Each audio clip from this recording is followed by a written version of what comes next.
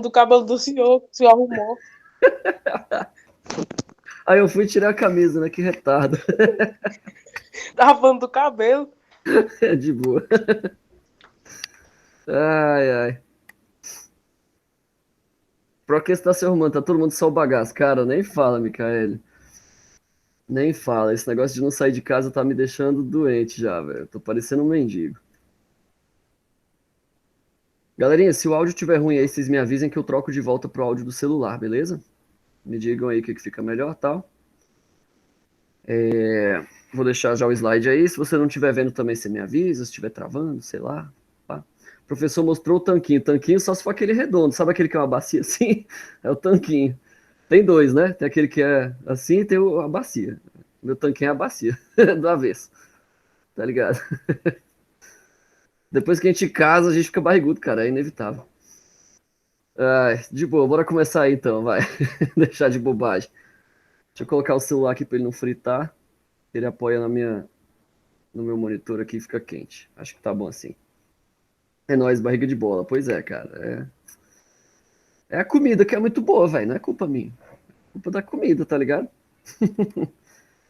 Muito bem, queridos.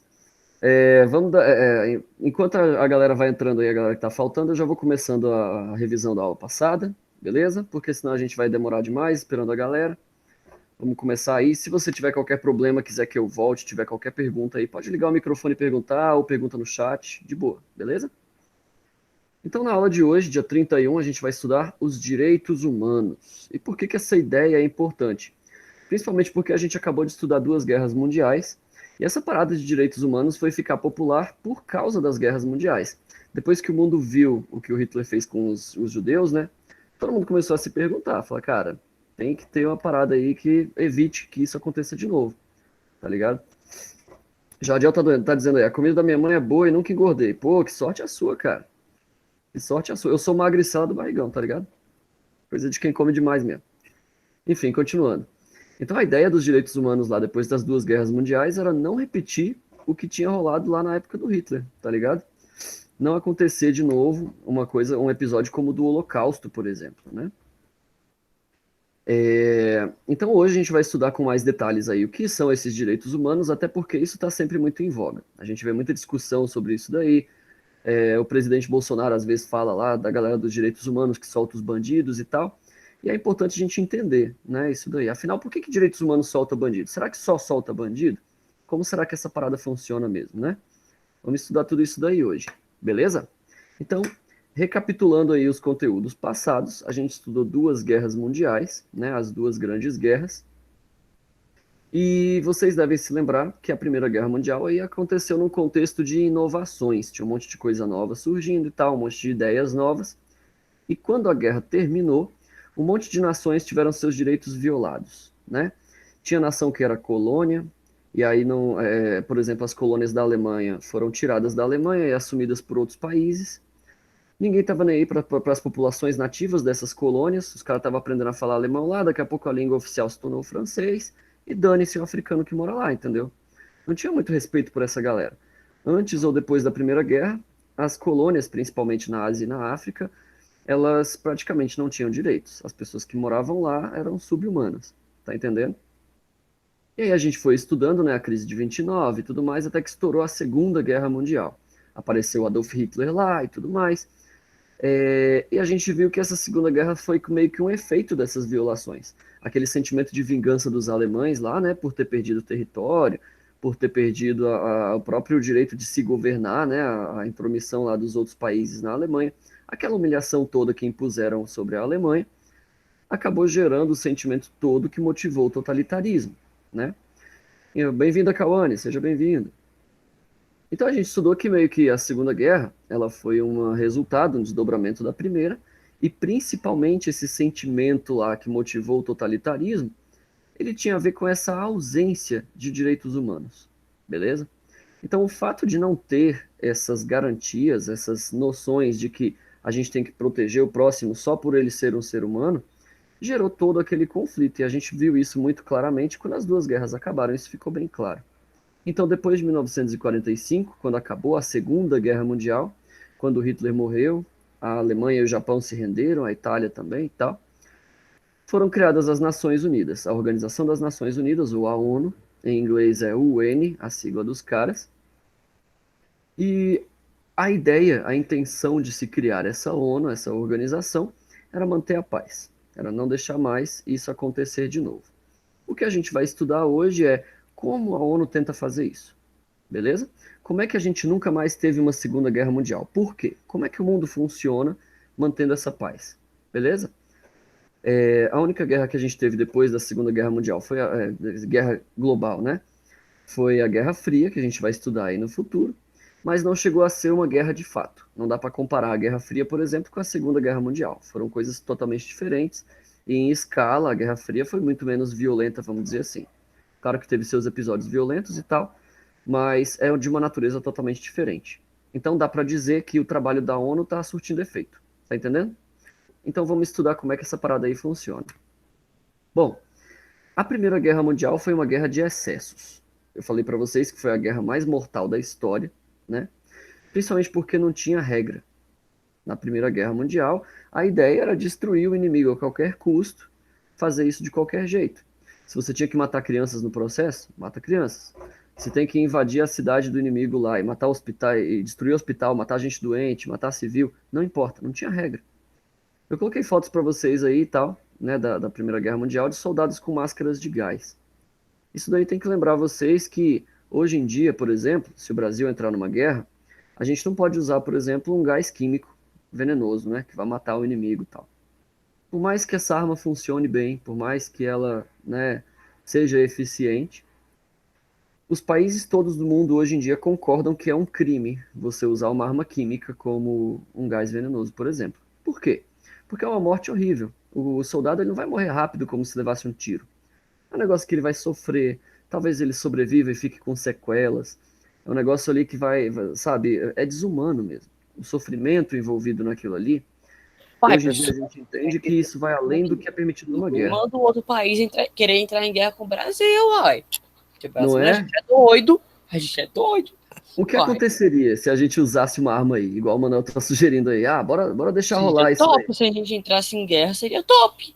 Porque a gente poderia usar isso aí, uai. Eles não pediram guerra, então tem uma guerra. Não é? Na semana passada eu falei para vocês que o Brasil tem o sexto maior exército do mundo, né? A gente já é pode ser considerado uma potência militar, nós temos muito poder militar hoje em dia, mas mesmo assim, armas químicas, armas biológicas, elas não são permitidas. Igual o Vitor falou aí no chat, é uma morte que é devagar, é lenta e ela é dolorosa, então ela não é permitida. Mesmo que um país como os Estados Unidos tenha direito, tenha direito não, mas tenha acesso a esse tipo de arma, por exemplo, porque ele é rico e tal, né? Tem como desenvolver essas coisas, ele não faria, não é permitido. Os outros países do mundo iriam sancionar ele, iam dizer, não, a gente está contra você, isso daí está errado, pá, porque é desumano. Tá entendendo? Então, na Primeira Guerra Mundial, ninguém pensava nisso. Ninguém ligava para essa parada. Ah, eu quero mais é que ele sofra mesmo. Ninguém mandou ser alemão. Vamos queimar esse cara aí com fogo, né? Usava lá lança-chamas na guerra. Ninguém tava nem aí. Tá entendendo? E aí, quando acabou a Primeira Guerra, mano, tinha morrido tanta gente. Só queria amor, tava nem aí. A morte, né? Tá certo, só queria a morte. Pois é. Então, quando acabou a Primeira Guerra, quando as pessoas pararam, né, de combater ali, a coisa se acalmou. E eles começaram a olhar o que tinha acontecido, as pessoas do mundo ficaram horrorizadas. Eles falaram, não, a gente não pode fazer isso aqui nunca mais de novo. Essa parada aqui é cruel demais, é brutal demais. A gente deixa de ser humano quando faz uma coisa como essa. Matar um cara queimando ele vivo é uma coisa que é muito maligna, tá entendendo? Então, como é que isso foi estabelecido? Como é que foram criadas essas regras? Vocês sabiam que guerra tem regras, né? Se o Brasil entrar em guerra contra qualquer um hoje, é tipo um jogo de tabuleiro. Você pode fazer algumas coisas, não pode fazer outras, beleza?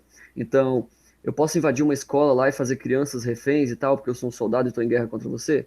Não, isso não é permitido. Por mais que você esteja em guerra declarada, trocando tiro com os caras, isso daí não é permitido. O mundo inteiro se voltaria contra você, todos os países do mundo ali se uniriam para lutar contra você se você fizesse uma coisa como essas. Então, regra não é vale tudo. Perdão, guerra não é vale tudo, tá entendendo? Ah, eu vou, sei lá, vou invadir um convento aqui, pegar as freiras velhinhas lá e começar a atirar nas velhinhas porque, sei lá, tô em guerra. Não é assim que funciona. Lá em Genebra, na capital da Suíça, quando acabou a Primeira Guerra Mundial, que foi a mais brutal da história, né? Os líderes de todas as nações do mundo ali, ou das maiores, das, né, nações mais importantes do mundo ali, se reuniram na capital da Suíça, que era um país neutro, né? Ela não se envolvia em guerras, até hoje ela não se envolve, ela não participou de nenhuma das duas guerras mundiais, é importante falar isso. A Suíça nunca se mete em guerra, beleza? E isso desde a Idade Média. Eu posso falar um pouquinho para vocês aí no plantão de dúvidas, quem entrar aí e tal, porque a história da Suíça é muito legal, só que não está no nosso currículo, a gente não estuda a Suíça, é uma pena. Mas tudo bem. Eles se reuniram na Suíça, que é um país neutro, que nunca entra em guerra, e aí começaram a estabelecer as regras. Essa reunião ficou chamada de Convenção de Genebra, que é o nome da cidade lá onde eles se reuniram, beleza? E aí na Convenção de Genebra, eles falaram, olha, vamos transformar a guerra então em um jogo. Quando dois países estiverem ali em inimizade, quando eles não se entenderem, se odiarem e tal, eles vão meio que jogar esse jogo, beleza? E aí vai ter regras, a gente vai definir aqui. Quem vencer de acordo com essas regras vai ser considerado aí vencedor e tal, e vai, né, escrever a história, ou, sei lá, conquistar o território que quiser conquistar. Enfim, qualquer que tenha sido o motivo para essa guerra. Então, por exemplo, os americanos invadiram o Iraque, aí há alguns anos atrás, né? Agora, sei lá, uns 10 anos atrás aí. Invadiram o Iraque lá porque diziam que o Iraque tinha arma de destruição em massa. Né? O governo americano falou que os iraquianos tinham arma química lá, tinha bomba atômica, então vamos entrar lá e vamos invadir. O americano ia invadir o Iraque matando criancinha? Não. É uma guerra moderna, é uma guerra que segue regras, então você vai atacar só alvos militares, você vai matar soldado, vai destruir arma, quartel, essas coisas. Beleza? Posso explodir carro de civil que está indo na feira? Não, o carro do civil é inviolável, o soldado não pode atirar nele. Tá entendendo? Ele pode atirar em tanque de guerra, em carro de civil, não. Então, nessas guerras modernas que acontecem hoje em dia, essas regras precisam ser obedecidas, porque quando há conflito, o mundo inteiro acompanha. Todos os países ficam olhando. E aí vamos dizer que os Estados Unidos desrespeitassem ali as regras, né, de guerra e tal, a lei marcial lá. Ah, matou inocente lá, matou civil e tal. O que que a gente poderia fazer? O Brasil, por exemplo, poderia sancionar os caras. Falar, não, a gente não vai mais vender nem comprar nada dos Estados Unidos. Os caras desrespeitaram os direitos humanos lá, então a gente não vai vender carne para os caras, não vai comprar produto industrializado dos caras, não vamos mais negociar com eles. E aí eles que se virem lá, eles não vão ter acesso ao nosso mercado. Do mesmo jeito que a gente do Brasil faria isso, a Rússia não compraria mais nem venderia mais deles, a Europa não negociaria mais com eles, o mundo ia começar a boicotar os caras. Tá entendendo? E aí não vale a pena. Então a gente criou uma noção, essa Convenção de Genebra ela foi genial, porque criou-se a noção de que se você não jogar de acordo com as regras, se você apelar lá na hora do combate, o mundo inteiro vai se virar contra você e você vai ficar isolado. E país isolado hoje em dia morre de fome. Tá entendendo? Então foram proibidas coisas como armas químicas e biológicas. Você não pode soltar uma bomba de varíola lá, deixando todo mundo doente no país, isso é proibido. Uma napalm, aquelas armas químicas que explodiam, que pegavam fogo num monte de gente e tal. A gente vai estudar a guerra do Vietnã, e os americanos usaram napalm e sofreram sanções por causa disso, porque eles quebraram os direitos humanos lá, beleza? Então essas coisas elas foram proibidas. Na Convenção de Genebra começamos então a criar essas regras aí, beleza? O que que motivou isso? Para que que a gente queria criar essas regras aí? Por causa do Holocausto, principalmente. Lá quando a gente lembrava, né, quando o mundo começou a descobrir o que o Hitler tinha feito lá, ele falou, a gente não pode permitir que isso aconteça de novo. E os oficiais do exército alemão, da SS, da aeronáutica alemã, os responsáveis, né, pelos crimes dos nazistas, eles acabaram sendo punidos. A maioria dos responsáveis ali, dos altas patentes, né, os governantes, a alta cúpula do governo alemão, eles foram enforcados. Foram condenados lá no tribunal de Nuremberg e foram condenados à morte. Por quê? Porque quebraram os direitos humanos. Eles fizeram o Holocausto, mataram 6 milhões de judeus e tal. Então foram condenados à morte. Tá entendendo? Então foi aí que começou essa coisa de direitos humanos igual a gente conhece hoje. Tá entendendo? Foi depois do Tribunal de Nuremberg, depois da descoberta do Holocausto, que o mundo começou a se preocupar com essa parada, falando aí, não, existem direitos que são de todo mundo. Né? Ninguém tem o direito de quebrar essa parada aí, de tornar essa parada aí, né, desconsiderar isso daí. Todo mundo tem que obedecer essas regras. Tá entendendo? Tudo isso começou então na Convenção de Genebra. Só que essa ideia de direitos humanos, ela não é nova. Muitos pensadores, muitos filósofos antes já tinham pensado nisso. Só que a gente ainda não tinha uma coisa igual à ONU que iria estabelecer essas regras para todo mundo. Eram só ideias. Tá entendendo? Lá na Idade Média, no ano de 1200 e pouco, 1300 e pouco, tinha um filósofo chamado Santo Agostinho. Não, São Tomás de Aquino, perdão. São Tomás de Aquino ele era um filósofo católico, ele estudava muito Aristóteles e tudo mais. E ele disse o seguinte, olha, quando uma pessoa nasce, ela tem direitos. 3 direitos que Deus dá para todo mundo. Todos os seres humanos são criados aí por Deus com esses 3 direitos. Quais são esses direitos? São os direitos naturais que nascem com você, direito à vida, à liberdade e à busca por felicidade. Então, se você é um ser humano, de acordo com São Tomás de Aquino, você tem esses 3 direitos.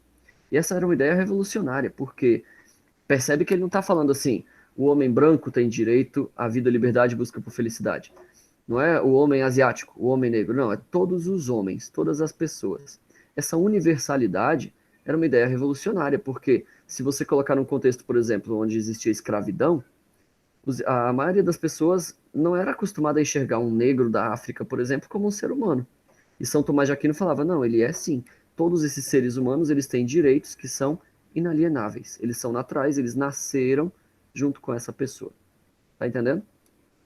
Algum tempo depois tinha um pensador também, lá no século XVII, durante o Iluminismo, chamado John Locke. E o John Locke, ele também trabalhou essa ideia aí de direitos humanos. Ele falava lá sobre as regras que deviam reger a sociedade e como todos os seres humanos do planeta estariam sujeitos a essas regras, a essas obrigações. O John Locke, então, ele tinha essa filosofia social, né, de como a sociedade deveria se organizar, beleza? E era muito importante essa coisa dos direitos humanos, porque se você desobedece, se você desrespeita o seu amiguinho, se você vai ali, né, matar o seu amiguinho, prender, escravizar o seu amiguinho, isso já não é mais uma sociedade. De acordo com a ideia do John Locke, a sociedade ela precisa dessa virtude, do bem. Ela precisa ter o bem norteando ela ali. As pessoas precisam fazer o bem umas pelas outras para que a sociedade funcione corretamente. Tá entendendo? Quando os americanos se tornaram independentes, lá em 1787, eles criaram a Constituição dos Estados Unidos. E lá nessa Constituição tem, né, várias ideias ali de liberdade, de igualdade e tal. E eles pegaram essa ideia do John Locke de igualdade e disseram, olha, se você é americano, se você nasce nos Estados Unidos, você tem esses 3 direitos de que São Tomás de Aquino falava na Idade Média. Todo americano, então, dentro dos Estados Unidos, tem direito à vida, à liberdade e à busca por felicidade. Então é muito interessante porque logo depois dessa independência dos Estados Unidos, teve um presidente lá chamado Abraham Lincoln que libertou os escravos. Porque ele percebeu que essa ideia que estava na Constituição, de que todo cidadão americano tinha direito à liberdade, não era compatível, por exemplo, com a escravidão. Então esses países que seguiam essa ideia de direitos humanos, eles eram os primeiros a libertar os escravos. Eles eram os primeiros a declarar a independência das suas colônias, por exemplo. Os Estados Unidos nunca tiveram colônias oficialmente. Eles nunca tiveram territórios na África, na Ásia. A terra dos Estados Unidos é lá nos Estados Unidos, tá entendendo? Porque eles seguiam à risca essa ideia aí, então, de vida, liberdade e busca por felicidade, pelo menos na teoria. Tá claro até aí? Queridos, eu tô usando esse fone aqui pela primeira vez na aula ao vivo. Se você não estiver me ouvindo, você precisa me avisar, beleza? Eu não posso ficar falando no mudo aí, vocês não ouvindo nada.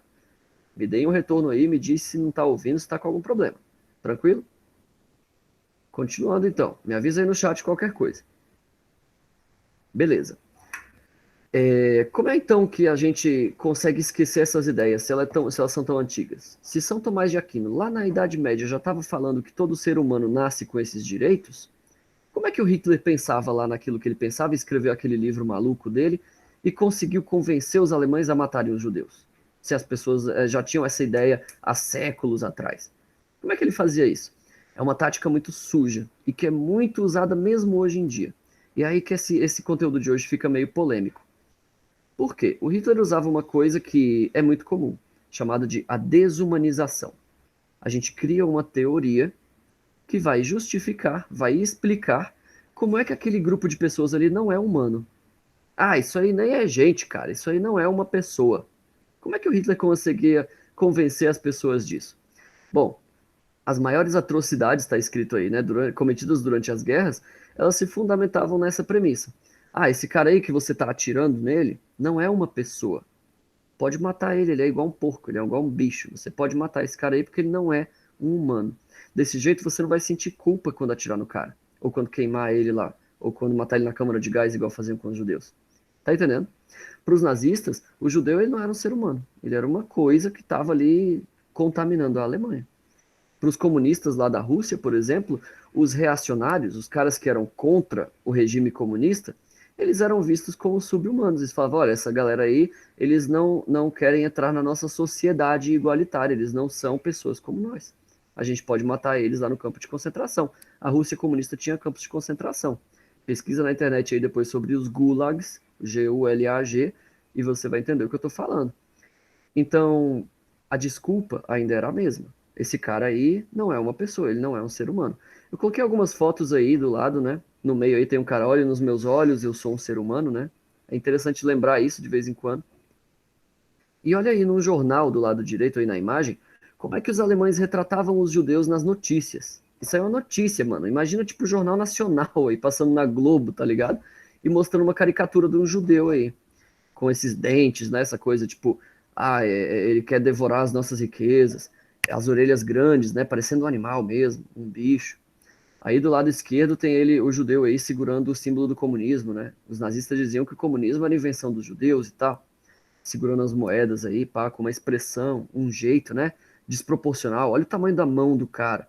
Ele não parece um ser humano normal, ele é meio alienígena. Tá entendendo? A ideia, então, é criar essa repulsa. Essa coisa de, cara, isso aqui não é igual a mim, isso aqui é muito diferente, isso aqui é inferior, isso aqui tem que sumir, tem que ser morto. Eu tenho que matar essa criatura aqui porque isso não é humano, é errado, isso aqui não devia existir. Tá entendendo? A desumanização, então, é uma coisa horrível. Por quê? Ela vai te colocar um pensamento que, se você acreditar nesse pensamento, se você seguir esse pensamento, você abandona as virtudes humanas. Essa virtude de que eu devo tratar o meu próximo como a mim mesmo, ele é semelhante a mim, ele tem direito à vida, porque ele nasceu igual a mim, de uma mãe igual a minha. Tá entendendo? Eu tô falando muito, tá entendendo, né? Esses vícios de linguagem são uma bosta. Você vai se acostumando a repetir as mesmas expressões, aí você fala o tempo todo. Eu tava assistindo minhas videoaulas, eu fico toda hora. Tá entendendo? Tá entendendo? É uma droga isso. É um vício. O Vitor tá perguntando aí, o comunismo foi banido? Bom, em países como a Rússia e a Polônia, Vitor, ele é proibido. É proibido você ser comunista na Polônia hoje em dia, por exemplo. Mas existem outros países, como o Brasil, que deixam. Você pode ser comunista sem nenhum problema. No Brasil, a gente ainda tem partidos comunistas, beleza? Mas em países que foram comunistas no passado, como a Polônia, né? Como a Ucrânia, é proibido você se declarar comunista. Se você estiver segurando esse símbolo aí da foice e do martelo, você pode ir até para cadeia. É igual ao nazismo em alguns países. Beleza? Depende muito aí, né, de vários contextos históricos e tal. No Brasil, a gente é proibido de ser nazista, por exemplo, mas não é proibido de ser comunista. Varia de lugar para lugar. Beleza? Então, essa desumanização, ela é uma ideia perniciosa, ela é uma ideia maligna mesmo, porque ela muda a sua estrutura de pensamento. Você que cresce, já viu que bebezinho não tem preconceito? Você coloca dois bebezinhos junto, pode ser um pretinho e um branquinho, eles vão gostar de brincar junto. Bebê, ele não sabe disso. Ele vê outra pessoa igual a ele vê outro bebê. Tá entendendo? Então, ó, tá entendendo de novo, que bosta. Enfim. Então, quando a pessoa cresce, essa ideologia, essa coisa de desumanizar, ela substitui isso que já nasce em você. Isso de enxergar o outro como um igual. Tá entendendo? Tá entendendo? Não. Ela vai substituindo esse seu pensamento aí de encarar o outro como se fosse igual a você. Desumanizar, então, é um crime que age aí no pensamento. É um crime de pensamento mesmo. Beleza? E aí, quando as Nações Unidas foram criadas, lá, né, após a Segunda Guerra Mundial, eles escreveram uma carta. Né, a Organização das Nações Unidas, as pessoas que foram eleitas ali, escolhidas para criar essa organização, eles escreveram um documento chamado a Carta da ONU. Essa carta foi mandada para o mundo inteiro, para todos os países do mundo. E tem um trecho dessa carta escrito aí que eu vou ler para vocês. Ele diz mais ou menos assim: preservar as gerações futuras do flagelo da guerra, proclamar a fé nos direitos fundamentais do homem, na dignidade e valor da pessoa humana, na igualdade de direitos entre homens e mulheres, assim como das nações, grandes e pequenas, em promover o progresso social, instaurar melhores condições de vida para numa maior liberdade. Tá vendo que ele não está falando aqui de o homem branco é ruim porque ele teve colônia, então ele é errado, vamos melhorar a vida dos negros só. Não é isso que a ONU está falando? Você percebe isso? É preservar as gerações futuras. Ele não está querendo saber se a criança que está nascendo aqui é negra, se é japonesa, se ela é chinesa, ele não importa. Essa criança, onde quer que ela tenha nascido, ela merece viver em paz, sem guerra. Isso não é bonito? A Micaela está perguntando, quando foi escrita essa carta? Em 1945. Eu só não me lembro qual mês agora, Micaela, mas foi lá no ato de fundação da ONU, quando a ONU foi criada. Beleza? No ano de 1945. Então é muito interessante isso daí. Por quê? Essa ideia da ONU, quando eles escreveram essa carta, era tornar esses valores universais. Tem que valer para todo mundo. Ah, mas é um índiozinho aborígene que nasceu lá na Nova Zelândia, numa ilha, no meio do nada, e come, sei lá, é canibal, come uns aos outros. A ONU vai falar, olha, mesmo que a cultura deles seja muito diferente da nossa, mesmo que esses caras sejam absolutos alienígenas para nós por causa das coisas que eles fazem, a gente não tem motivo para entrar em guerra contra eles. A gente pode ajudar, a gente pode mandar comida e remédio se eles estiverem precisando, a gente pode mandar professores para tentar dialogar, conversar com esses caras, mas odiar eles está fora de questão, por mais diferentes que eles sejam. E isso é uma ideia revolucionária se você comparar com o que estava acontecendo 2 anos antes. Em 1943, lá na Alemanha, os judeus estavam sendo mortos a rodo na câmara de gás. Então, o trabalho que a ONU está dizendo que vai fazer é enorme. Você tá entendendo? Ele tá falando assim, no mundo inteiro, cara, onde acontecesse esse monte de coisa horrorosa, de Primeira Guerra Mundial, de arma química, dessas paradas, tudo. A gente quer parar isso tudo no mundo todo. A gente quer que todas as crianças que nasçam no mundo inteiro tenham acesso à paz, à dignidade, à educação, a essas coisas. Então, esses eram os objetivos da ONU quando ela foi criada, e o maior exemplo da ONU fazendo isso aí acontecer é a criação do Estado de Israel, que a gente estudou aí há umas 3 semanas atrás.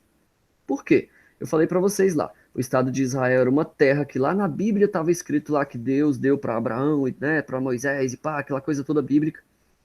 E aí a ONU chegou lá, separou essa terra, e aí falou, olha, vamos negociar aqui, esses países árabes aí, ó, vamos, né, abrir espaço aqui, porque essa terra aqui é onde os judeus vão morar. Jesus viveu aí, os reis dos judeus viveram aí, aquela galera toda que a gente vê lá no Velho Testamento, tudo isso daí, toda a história dos judeus está ligada a essa terra. Então vamos fazer os judeus morarem todos aqui nesse lugar, porque eles têm direito a ter um país. Beleza? De boa, manda um oi para ele aí, Thiago, seu irmão mexendo aí, né? Manda um oi para ele aí.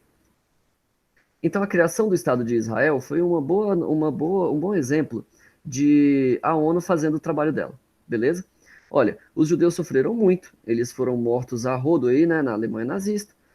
Então agora está na hora do mundo ajudar os judeus de algum jeito. Como é que a gente vai ajudar esses caras? Vamos dar um país para eles. Eles não têm um país desde a antiguidade, desde o Império Romano. Então vamos ajudar esses caras. Vamos separar uma terra para eles aqui, vamos deixar eles morarem lá, ter fazenda, criar comida, criar gado, fazer o que eles quiserem fazer na terra que é deles. Legal isso, né? Então, se você observar, pelo menos na teoria, o objetivo da ONU é uma coisa linda. Fazer, espalhar essa coisa para o mundo todo. Né? Essa coisa de paz, de igualdade. Muito legal isso daí.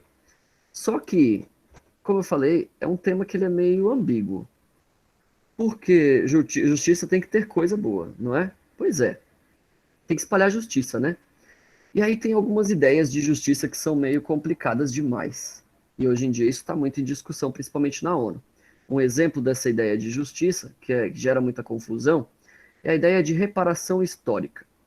A gente vê muito isso daí, por exemplo, em casos de racismo, ou como eles chamam hoje em dia aí, o racismo sistêmico. Vocês já devem ter ouvido falar disso aí em algum lugar. Qual é a ideia por trás disso daí?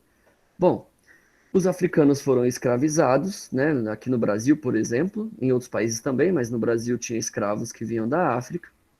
Então, como esse povo sofreu no passado, hoje em dia, em 2020, se você é negro, você tem acesso a cotas no vestibular da UNB, por exemplo. Você vai fazer uma prova separada, não vai ter que concorrer com o branco, porque, pelo menos na teoria, né?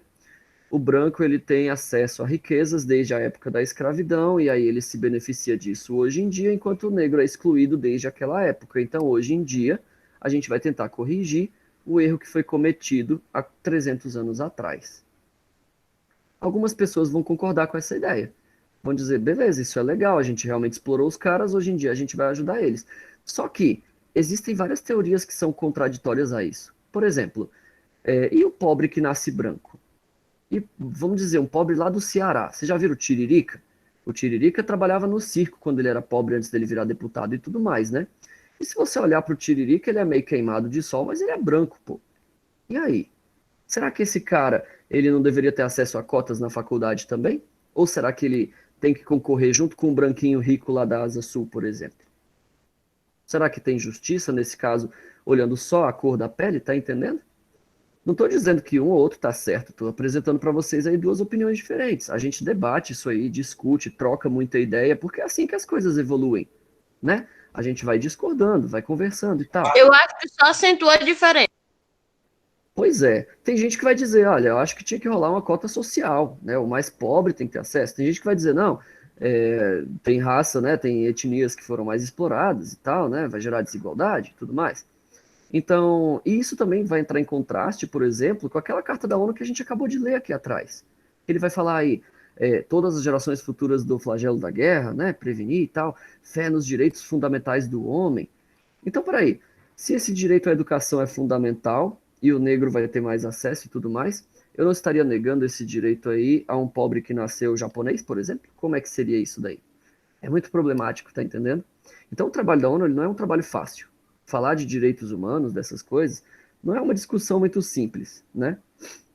Rola desigualdade, professor, o Thiago tá falando. Pois é, né, Thiago? A gente que vive em Samambaia, principalmente, a gente enxerga isso. Eu costumo fazer uma brincadeira, mas que é uma brincadeira muito séria, que eu falo assim, olha, a gente tem cara de Samambaia.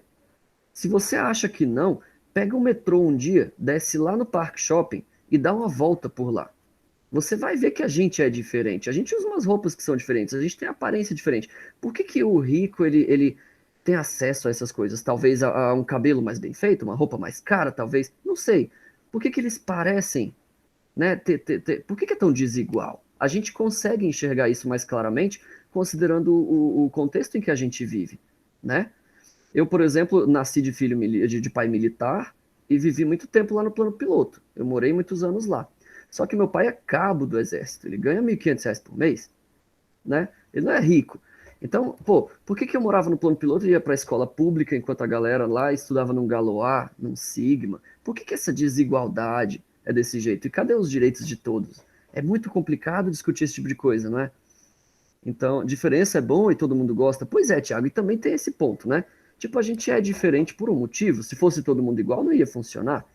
Tem gente também ainda que vai dizer, ora, tem gente que é muito rica porque trabalhou muito, né? É o capitalismo, o cara teve uma ideia brilhante, tipo Bill Gates, vendeu para um monte de gente o Windows, mudou a vida de uma galera e ficou muito rica.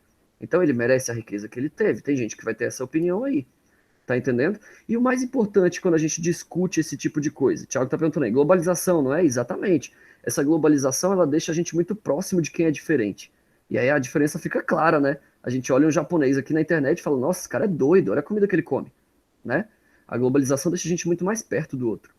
E a gente tem que desenvolver essa capacidade de conversar, observar a diferença, sem agredir, sem excluir. Falar, não, você tá errado porque você defende cotas e você é racista. Não, você tá errado porque você odeia negro e não sei o quê. A gente tem que aprender a conversar, porque senão a gente nem tá respeitando os direitos humanos. Como eu falei, é um trabalho difícil. Esse trabalho da ONU ele não é uma coisa que você vai fazer da noite para o dia.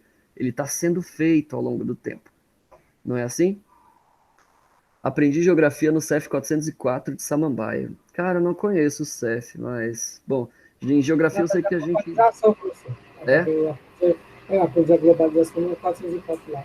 Sim, muito bom. Globalização é mesmo o tema da geografia, que a gente estuda lá, né? A modernidade, né? Das comunicações que deixou os países mais próximos e tal, né? Essa coisa da globalização é a nossa realidade hoje. É uma coisa que a gente vive hoje no dia a dia mesmo. Então, o que é importante você entender aí? que direitos humanos sempre vai ser muito polêmico, sempre vai gerar muita discussão. Vai ter gente que vai dizer, direitos humanos é só para soltar bandido da cadeia.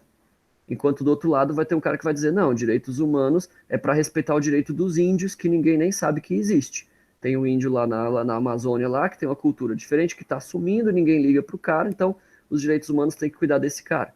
Vai ter várias opiniões diferentes. E a gente só consegue aprender quando a gente vai colocando essas opiniões uma contra a outra e vai chegando a conclusões. Tá O negócio, professor, é que muitas pessoas se aproveitam dessas situações, entendeu? Às Pois vezes nem é. ajudam. Sim, às vezes tem aquela É só para politicagem ganhar envolvida, né? visibilidade, para poder, como se fala, tirar proveito disso, entendeu? Muitas vezes isso se torna um discurso muito bonito. Você vê tudo que eu falei É o aqui, que, né? é o Da que ONU, acontece hoje da nas redes liberdade. sociais. Ai, eu sou da Amazônia. Ai, Pois eu é, e é sou, só eu discurso sou a mesmo. favor do cachorrinho. Ai, eu sou a favor Sim, do índio. Mas, na verdade, é só para ganhar mais mais notoriedade. notoriedade, né? Pois é, meio vazio, né? É importante também a gente conseguir separar isso daí. Pô, como é que o meu discurso vai ser só um discurso e na minha vida pessoal, na prática, eu vou fazer outra coisa diferente? Né? Como é que eu consigo pensar desse jeito, promover essa igualdade, essa justiça e tal, mas sem querer parecer o bonzão por causa disso, sem querer me promover, né? Tem muita gente que não vai ter essa maturidade, vai usar isso daí como um discurso e tal para pegar as menininhas, né? Porque as menininhas vão olhar o cara e falar: ah, meu Deus, ele é tão bonzinho, ele é tão inteligente, ele é tão, né, sabichão, sei lá, tá? E aí o cara tá usando isso como estratégia, isso acontece, cara. Vai ter o cara que ele é antirracista e tal, porque ele tá interessado na morena, pô. Tá entendendo? Então, não é um assunto fácil. O trabalho da ONU ele é gigante. E ainda por cima tem um detalhe. A ONU ela é uma instituição composta por pessoas. Essas pessoas que a gente está falando aqui, que é, né, às vezes usam discurso, às vezes mentem, né, às vezes usam o discurso bonito como uma desculpa para se promover. Essas pessoas, esses seres humanos, eles também fazem parte da ONU. Então, igual eu coloquei uma pergunta lá no final. Será que esse acúmulo de poder na mão da Organização das Nações Unidas é 100% seguro? Será que a ONU nunca comete erros? Por exemplo, igual eu falei ali. Perdão? Ou foi um engano aí no microfone? Se quiser fazer a pergunta, manda no chat aí, que eu não ouvi direito o que mandou no microfone aí. Nada a ver, as meninas gostam de dizer droguinha. Eita, Micael, aí é mal, né? Não dá.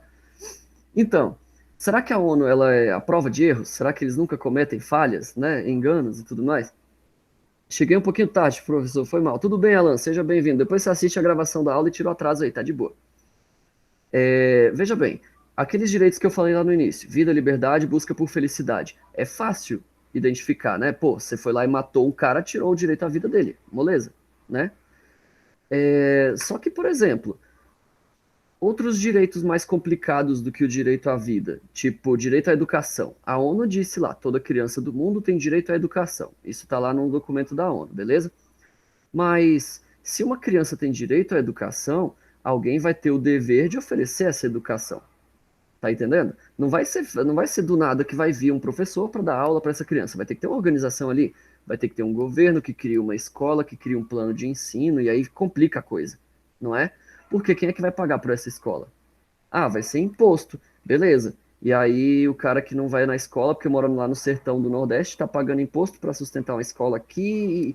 Tá vendo que fica complicado? Então, quando a gente sai daqueles 3 direitos básicos, de vida, liberdade e busca por felicidade, direitos como saúde e educação começa a ficar muito complicado de oferecer. Porque é bonito você falar aí, pô, toda criança do mundo tem direito à educação. Massa, mas como é que a gente vai fazer isso? E o mais importante, o que é educação de qualidade? A ONU pode ter um cara lá que vai dizer a educação de qualidade é uma educação que ensine que o Hitler era o demônio. Beleza, né? A gente pode até concordar com isso, porque o Hitler era realmente muito mal e tal, mas e se a gente não estudar o Hitler direito? Né? E se a gente, por exemplo, ignorar aquela parte lá da carreira artística dele, que ele tentou entrar na escola de artes e não conseguiu, sabe? Então, se a gente só seguir regras mastigadas e não questionar as coisas, será que isso vai estar sendo correto? Será que esse ensino vai ser um ensino de qualidade? Então, às vezes, a gente vai ver decisões da ONU das quais a gente discorda. Já fala, pô, a Organização das Nações Unidas tomou uma decisão aqui que eu acho que é uma droga. Quer ver um exemplo? O Plano Nacional de Ensino da gente aqui na nossa escola mesmo, eu dando aula para vocês aqui, quem define isso é a ONU. Sabiam disso? Eles mandam o currículo para o Ministério da Educação do Brasil e o Ministério da Educação organiza todo o conteúdo que a gente vai estudar ao longo do ano. Né? O que a gente estuda aqui no nosso livro e tal, nas nossas aulas, está de acordo com o que a ONU pede. Beleza. Mas por que, por exemplo, a ONU não pede para eu ensinar para vocês a história da Mongólia, falar sobre Gengis Khan? Por que a gente não estuda isso? E é importante estudar a história da Mongólia, porque é legal ver como esses caras foram libertos do Império Chinês, por exemplo. A independência dos caras foi uma parada heróica que poderia nos dar algumas lições sobre, por exemplo, como conseguir ser culturalmente mais independentes nesse mundo tão globalizado. Né? Então eu posso, por exemplo, questionar essa decisão da ONU. Ah, a ONU decidiu que não é importante eu estudar a história dos índios. Por que a gente não estuda a história dos indígenas, sei lá, dos Guarani, dos Kaiowá? Por que a gente não tem aula sobre isso? Né? Então, essas decisões da ONU, elas podem ser questionadas, e às vezes eles cometem, sim, erros. Beleza? E como eu tô ouvindo o áudio de alguém aí, parece um jogo de futebol, se liga aí. Então, quando a ONU tem esse papel de identificar esses agentes aí que estão, né, violando os direitos fundamentais, eu acho que era o Bolsonaro falando alguma coisa no áudio, eu não escutei direito, cara, tá todo mundo rindo aí. Eu achei que fosse um jogo de futebol, sei lá. Tô acabando, Jardim, aguenta firme, faltam só 5 minutos aí, rapidinho. Já eu coloco. Então, de boa. Quando a gente dá esse poder de polícia aí pra ONU, a gente pode estar dando poder demais.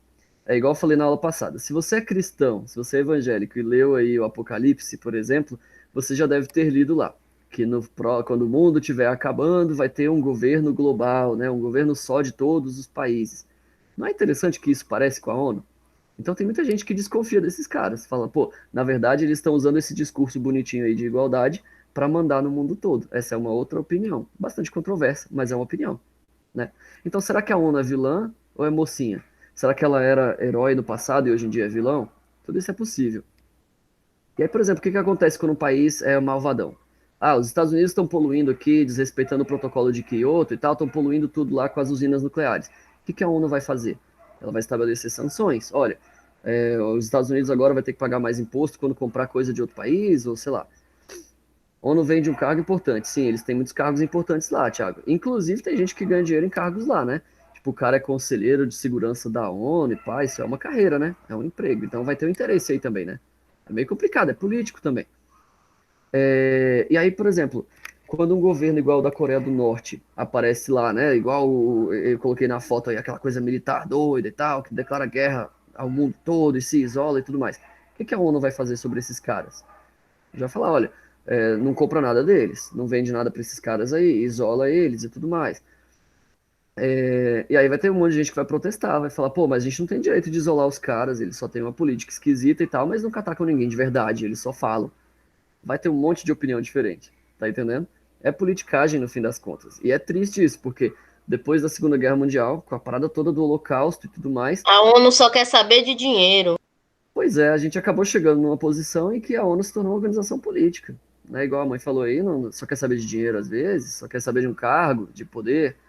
Então, como será que como é que isso vai concluir, né? Como é que vai chegar desse jeito? Como é que eu posso dizer? Eles estão querendo a Amazônia de isso? qualquer jeito, professor. Eles querem nos invadir. Sim, inclusive tem um vídeo muito bom do Cristóvão Buarque em que ele fala assim: ah, vocês querem internacionalizar a Amazônia? Então vamos internacionalizar também os museus da França, vamos internacionalizar a Torre Eiffel, vamos internacionalizar aí os aborígenes africanos, que são uma cultura valiosa para o mundo e tal. É muito bonito o discurso dele. Eles ficam falando discurso, estão lá explorando a Amazônia. Pois é, estão lá desmatando, né? Sacanagem. E cadê as sanções, né? Não, também falando aí, já que a gente deu todo esse poder para a ONU, onde é que está o poder de polícia deles aí, de cuidar da parada que teoricamente eles deveriam proteger, né? É muito complicado isso. Se política dentro do Brasil já é difícil, imagina um negócio que é global igual a ONU.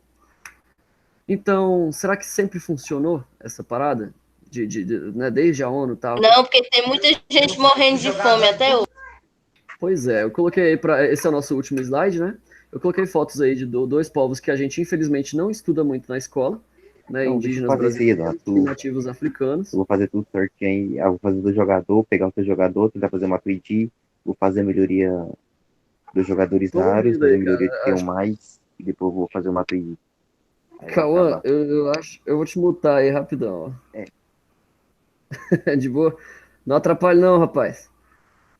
Então, é o seguinte, durante a Guerra Fria lá, que a gente vai estudar no futuro, os direitos humanos muitas vezes não valeram, mesmo a ONU já existindo. Né? Os Estados Unidos foi lá e tacou fogo nos vietnamitas, a gente vai estudar a Guerra do Vietnã, os caras tacaram napalm nos caras, não tava nem aí para direitos humanos. Teve o Khmer Vermelho, que era um governo comunista lá do Camboja, que matou 1/3 da população, uma em cada 3 pessoas morreu. E aí, cadê os direitos humanos? Onde é que está a ONU nesse contexto aí, né? Durante a Guerra Fria tinha lá o primeiro mundo e o terceiro mundo e tal, mas e os países pobres? E a África? Onde é que ficou nisso? Cadê o apoio da ONU nesse contexto todo? Porque a Guerra Fria durou 60 anos. O que a ONU fez durante esse tempo, né? Então, esses esforços, essa é a conclusão da aula de hoje, esses esforços das nações humanas sobre os direitos humanos, eles nunca param. A gente vai ter que se esforçar diariamente sobre isso aí. Quando você tiver vontade aí de fazer uma piadinha com seu amiguinho, né? Ah, porque o fulano é preto e tal, vou zoar ele, pá. Cara, será que não era hora de você rever essa parada aí e largar de ser babaca? Porque isso, né, já passou o tempo disso aí, pá, tipo, tá entendendo? É com a gente. A gente pode tentar jogar a esperança toda no colo da ONU, mas vai ter um cara corrupto lá eventualmente. A gente não pode ficar confiando nesses caras desse jeito. Essa parada de direitos humanos, de ser igual, de ser justo, tem que ser com a gente. A gente é que tem que fazer essa parada acontecer. Tá entendendo? Porque se a gente colocar isso daí na mão de um cara, ele vai acabar usando isso contra nós no fim das contas. Vai adquirir um monte de poder com isso daí e sei lá o que ele vai fazer com esse poder todo no fim das contas. Beleza? Então, essa foi a aula de hoje. E eu sei que vocês acham meio chato aí, porque é meio político e tudo mais, mas vocês precisam entender isso para a gente poder estudar a Guerra Fria, tranquilo? A gente vai falar muito de comunismo quando for estudar a Guerra Fria, e sem estudar direitos humanos, sem entender o papel da ONU nesse negócio todo, você não vai conseguir passar lá na prova do vestibular quando cobrar essa parada, porque ela é muito importante. Foi isso que moldou o mundo moderno. Tranquilo? Queridos, se vocês tiverem dúvidas, problemas, traumas, a nossa aula acaba em 6 minutos. Eu ainda estou aqui disponível, beleza? No mais, a apresentação do conteúdo se encerra aqui. E também não se esqueçam do plantão de dúvidas. Daqui 10 minutos eu